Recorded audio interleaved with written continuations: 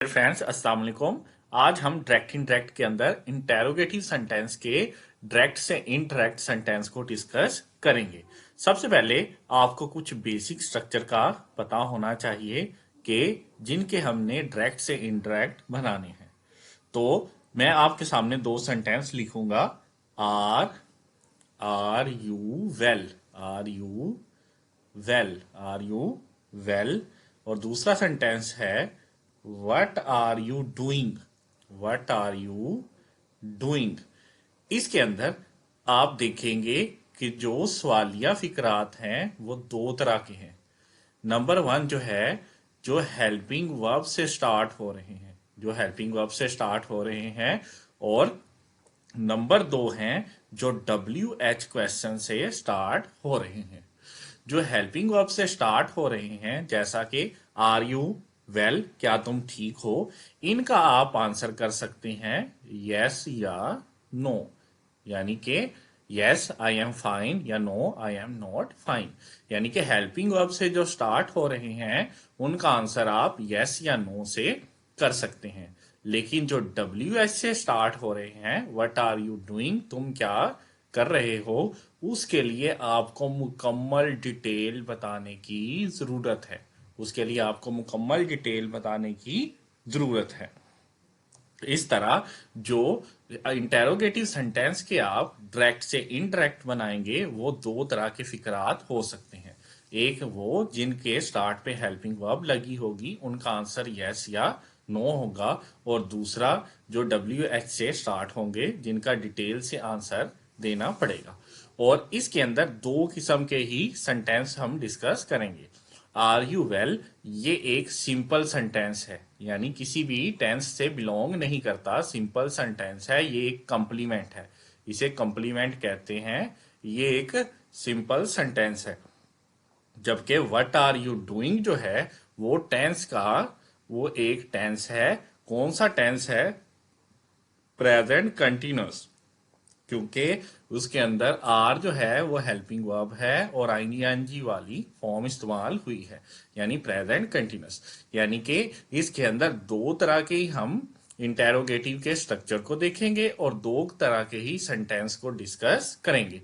तो जो है सेंटेंस टेंस के अकॉर्डिंग जो इंटेरोगेटिव होंगे, उन्हें हमने जैसा कि लेक्चर 1 में सीखा था कि किस तरह टेंस को चेंज करना है, उन्हें उसके अकॉर्डिंग ही चेंज करेंगे, उन्हें उसके अकॉर्डिंग ही चेंज करेंगे। जबकि जो दूसरे है सिंपल सेंटेंस, उसके अंदर हम क्या करेंगे, इज या एम या आर को किस में बदल देंगे, वाज या वर में, वाज या वर में। इस तरह आपने ये दो जो मेन कॉन्सेप्ट है इन्हें याद रखना है।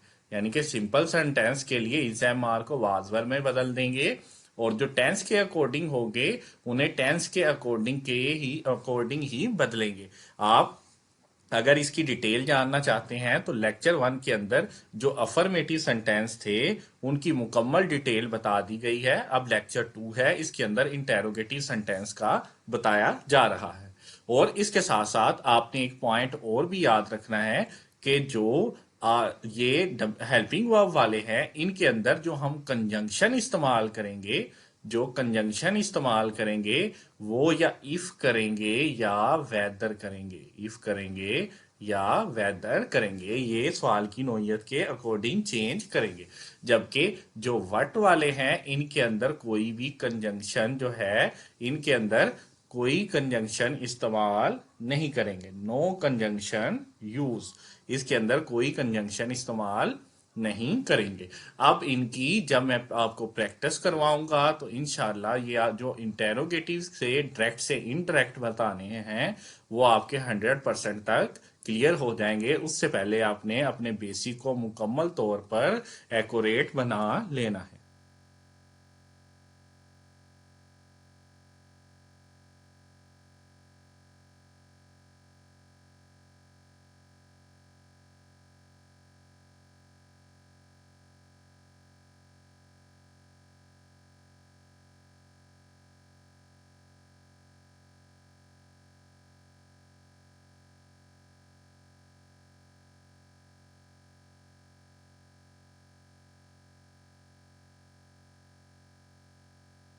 अब हम इंटेरोगेटिव सेंटेंस की प्रैक्टिस करेंगे। सबसे पहला क्वेश्चन है, he said to me are you well. उसने पूछा, उसने कहा क्या तुम ठीक हो। सबसे पहले तो हम रिपोर्टिंग जो है वर्ब उसे चेंज करते हैं, he said to me. Said to को हम किस में कन्वर्ट करते थे? सेड टू को हम करते थे, जो कन्वर्ट करते थे टोल्ड में। सेड टू को किस में कन्वर्ट करते थे? टोल्ड में। लेकिन क्योंकि ये इंटेरोगेटिव है, तो सेड टू को इसमें हम चेंज करेंगे, ही आस्क्ड, यानी उसने मुझसे पूछा। He asked me, he asked me. Said to को किस में अब बदलेंगे? आस्क्ड में। बस यही चेंजिंग आएगी कि सेड टू को आस्क्ड में बदल देंगे, क्योंकि टोल्ड में अफर्मेटिव सेंटेंस को या पॉजिटिव सेंटेंस को बदलते थे। ही आस्क्ड मी, उसके बाद कोमे हटाते थे तो कंजंक्शन आता था। इधर कोमे हटाएंगे, उधर कंजंक्शन डैट आता था। यहां पर कोमे हटाते थे तो क्या कंजंक्शन आता था? डैट। लेकिन यहां पर क्या आएगा? क्योंकि पहले हम इसकी पहचान करेंगे कि हेल्पिंग वर्ब से स्टार्ट है या डब्ल्यू एच से। अगर हेल्पिंग वर्ब से स्टार्ट है तो इफ या वेदर लगाएंगे, अगर डब्ल्यू एच से है तो कोई भी कंजंक्शन नहीं आएगा। आर क्योंकि हेल्पिंग वर्ब से स्टार्ट है तो इधर क्या आ जाएगा? इफ। इफ आप वेदर भी लगा सकते हैं, इफ। उसके बाद हम क्या करेंगे? हम पर्सनल प्रोनाउन लिखते थे। यहां पर देखें, ये जो है यू, यू इस्तेमाल हुआ है। और यू जो है ये, इसे क्या कहते हैं? Second person. यू को क्या कहते हैं? Second person. और सेकंड पर्सन को किसके अकॉर्डिंग चेंज करते थे? ऑब्जेक्ट के। और यहां पर हमारा ऑब्जेक्ट क्या है? मी। हमारा ऑब्जेक्ट क्या है? मी।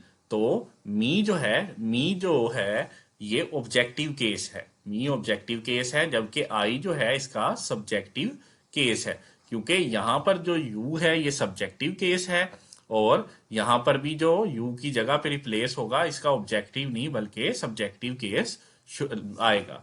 तो इसकी जगह हम क्या लिखेंगे? आई। आई। उसके बाद हम देखेंगे कि ये सेंटेंस यानी टेंस वाला फिक्रा है या सिंपल सेंटेंस है।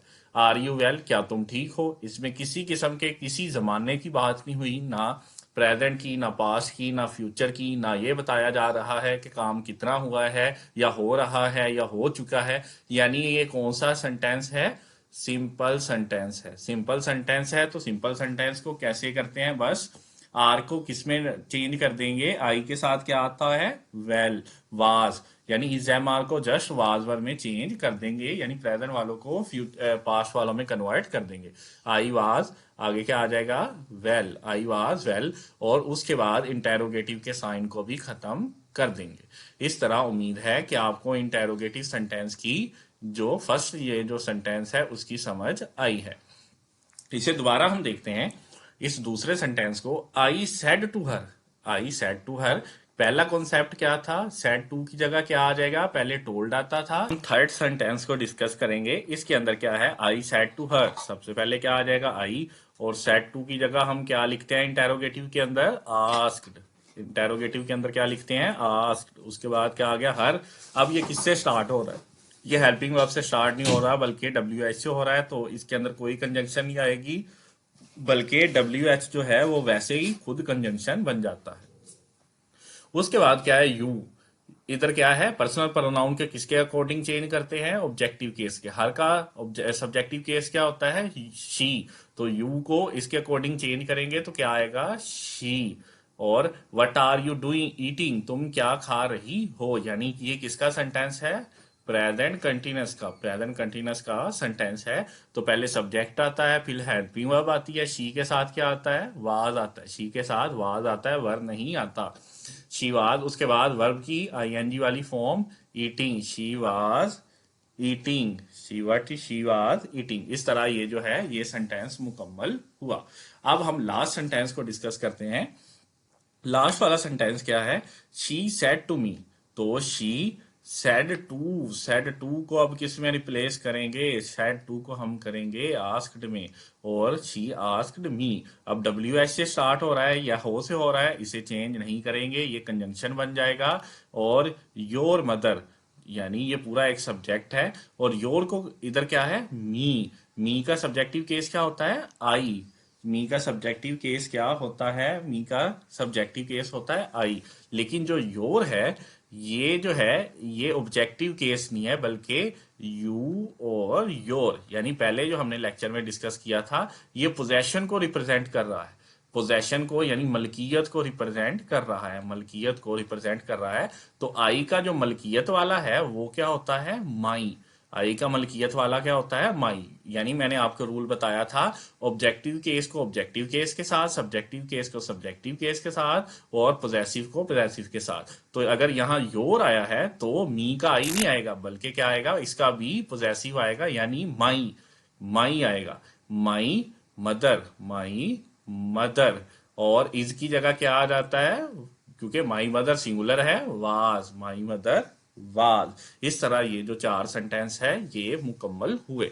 इसके बाद हम दूसरे टेंसेस के भी सवालिया जो फिकरात बनते हैं उन्हें भी डिस्कस करते हैं, ताकि किसी किस्म का भी कोई भी अबहाम बाकी ना।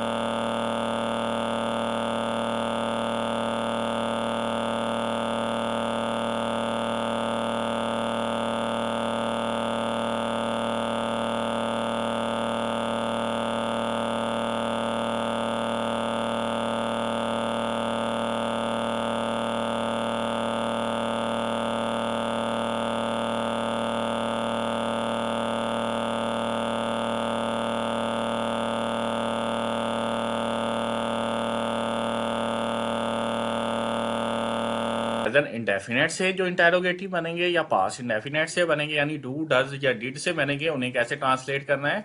सबसे पहले ही आ गया। सेड टू को किस में बदल देते थे? टोल्ड में। लेकिन अगर सवालिया हो तो किस में बदलते हैं? आस्क्ड में। ही आस्क्ड मी। उसके बाद हम कंजंक्शन लगाते हैं, कोमा हटा के डेट लगाते थे। लेकिन अगर सवालिया हो तो क्या लगाते हैं? हेल्पिंग वर्ब से स्टार्ट हो, इफ लगाते हैं या वेदर लगाते हैं। उसके बाद देखते हैं यहाँ पे पर्सनल प्रोनाउन क्या है? यू। और यहाँ पे क्या है? मी। क्योंकि जो सेकंड पर्सन है उसे ऑब्जेक्ट के अकॉर्डिंग बदलेंगे। यू जो है, मी का सब्जेक्टिव केस क्या होता है? आई। मी का सब्जेक्टिव केस क्या है? आई है। तो इसीलिए यू का यहाँ, क्योंकि यू सब्जेक्टिव केस था तो मी का सब्जेक्टिव केस है क्या है? आई। आई ले लिया इसने। उसके बाद क्योंकि ये है प्रेजेंट इंडेफिनेट, तो प्रेजेंट इंडेफिनेट जो होगा उसे हम किस में कन्वर्ट कर देते थे? पास्ट इंडेफिनेट में। इन सब में हेल्पिंग वर्ब नहीं आती। प्रेजेंट इंडेफिनेट और पास्ट इंडेफिनेट के जो पॉजिटिव सेंटेंस है उनमें हेल्पिंग वर्ब नहीं आती। तो आई। उसके बाद क्या आएगा? हेल्पिंग वर्ब यहाँ नहीं आएगी, क्योंकि इनमें हेल्पिंग वर्ब जो है वो नहीं आती। उसके बाद क्योंकि प्रेजेंट इंडेफिनेट को पास्ट में बदलना है तो इधर V1 होता है और इधर V2। पास्ट इंडेफिनेट में V2 आती है, वर्ब की सेकंड फॉर्म। तो प्ले की जगह क्या आएगा? प्लेड आएगा। उसके बाद बाकी सेंटेंस वैसे ही रह जाएगा। Played hockey daily. दोबारा इसे देख लें। हम क्या करते हैं? प्रेजेंट इंडेफिनेट को किस में बदल देते हैं? पास्ट इंडेफिनेट में। क्योंकि ना प्रेजेंट इंडेफिनेट पे हेल्पिंग वर्ब आती है ना पास्ट में आती है, लेकिन यहाँ V1 होता है, यहाँ V2। इसलिए प्ले की जगह क्या लिख दिया? प्लेड। अब हम इसे ट्रांसलेट करेंगे।